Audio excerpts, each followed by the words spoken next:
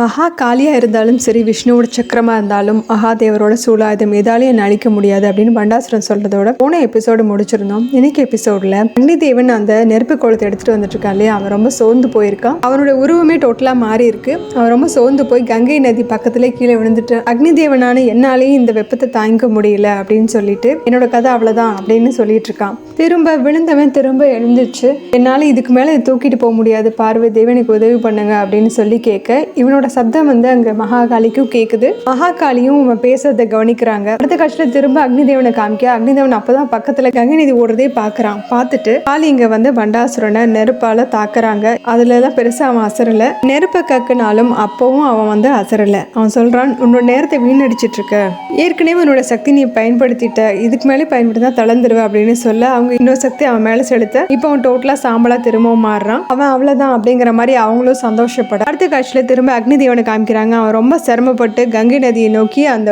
நெருப்பு பந்து எடுத்துட்டு போயிட்டு இருக்கான். நதி கிட்ட போய் தேவி கங்கான்னு அவன் கூப்பிட, நதியில சலசலப்போட நீரூற்று உருவாது. அதுல இருந்து தேவி கங்கா வர்றாங்க. வெளியே வந்து கங்கா கேக்குறாங்க, நீர் அக்னினாலே எல்லாருக்குமே ஒரு பயம் தானே, நீங்க எதுக்கு என்ன தேடி வந்திருக்கீங்க அப்படின்னு கேட்டதும் அக்னிதேவன் சொல்றாரு, ஒரு புனிதமான ஒரு பாதையில நீரும் நெருப்பும் இணைஞ்சிரும். நெருப்பு ஒரு உடலை சாம்பலாக்குனா, நீர் அதை புனிதப்படுத்திடுது அப்படின்னு அக்னிதேவன் கங்காதேவி கிட்ட சொல்லிட்டு இருக்க, அடுத்த காட்சியில காலி இருக்க இடத்த காமிக்கிறாங்க. சாம்பலான பண்டாசுரன் அந்த சாம்பல் இருந்து திரும்ப எந்திரிச்சு வரவன் மிகத்தாலமா என்ன சொல்றான்னா, நான் தான் அப்பவே சொன்னேன்ல, என்ன சாம்பலாக்கி நீ வந்து ரொம்ப தளர்ந்துருவ அப்படின்னு சொன்னேன்ல அப்படிங்கிறான். ஆனாலும் காளி எந்த பதிலுமே பேசாம அமைதியா ரொம்ப பொறுமையா தைரியமா நின்றுட்டு இருக்காங்க. பொண்ணு இவனு சந்தை வந்து பின்னாடி திரும்பி பாக்குறான். அங்க சிவன் வந்துட்டு இருக்காரு. சிவனை பக்கத்துல பார்த்ததுமே பண்டாசுரனுக்கு மன்மதன சிவன் நெட்டுக்கனால எரிச்சாரு இல்லையா, அந்த காட்சியெல்லாம் ஞாபகத்துக்கு வருது. அடுத்த காட்சியில திரும்ப அக்னிதேவனை காமிக்க, அக்னிதேவன் கங்காதேவி கிட்ட, நானும் சிவன் பார்வதியோட அங்கமான இந்த நெருப்பு கோலத்தை என்னால் முடிஞ்ச அளவுக்கு காப்பாத்திட்டு, இதுக்கு மேல என்னால இதை தாங்கிக்க முடியல, நீங்க இதை எடுத்துக்கோங்க, பார்வதியும் நீங்களும் இமவானோட மகள் தானே, நீங்க இந்த நெருப்பு கோலத்தை காப்பாத்துங்க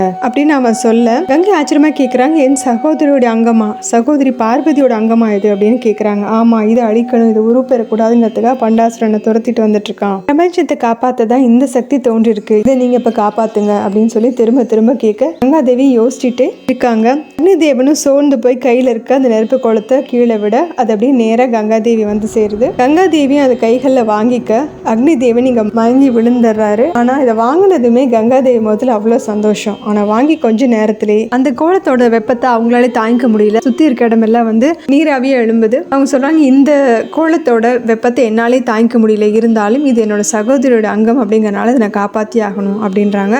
அந்த இடத்துக்கு வர்ற தாரகாசுரன் கங்கையோட கைகள்ல அந்த நெருப்பு கோலம் இருக்கிறத பார்த்துட்டு, அப்போ இந்த நெருப்பு கோலத்தை பாதுகாக்கிற பொறுப்பை கங்காதேவிட்ட கொடுத்துட்டானா அப்படின்னு சொல்றான். கங்கை அங்க இருந்து கிளம்புறாங்க. தாரகாசுரனும் அவங்கள துரத்திட்டு போயிட்டு இருக்கான். அந்த இடத்துக்கு பின்னாடியே நாராயணனும் வந்துடுறாரு. அவரு ஏற்கனவே சொன்ன மாதிரி, என்னால உன்னை அழிக்க முடியாது, ஆனா உன்னை தடுக்க முடியும் அப்படின்னு சொல்லிட்டு தன்னோட கைகள்ல இருந்து சக்தியை செலுத்தி ஒரு மாய வளையத்தை அவனை சுத்தி உருவாக்குறாரு. அவன் அந்த அதுக்குள்ளேயே சுத்திட்டு இருக்கான். தாண்டி வெளியே போக முடியல. அவனோட கண்களுக்கு வெறும் காடு மட்டும்தான் தெரியுது, கங்கை நதி கூட தெரியல. இதோட இந்த எபிசோட் முடியுது. அடுத்த எபிசோட்ல பார்க்கலாம். நம்ம சேனல் லைக் பண்ணுங்க, ஷேர் பண்ணுங்க, சப்ஸ்கிரைப் பண்ணுங்க, பெல் பட்டனை பிரஸ் பண்ணுங்க. தேங்க்யூ.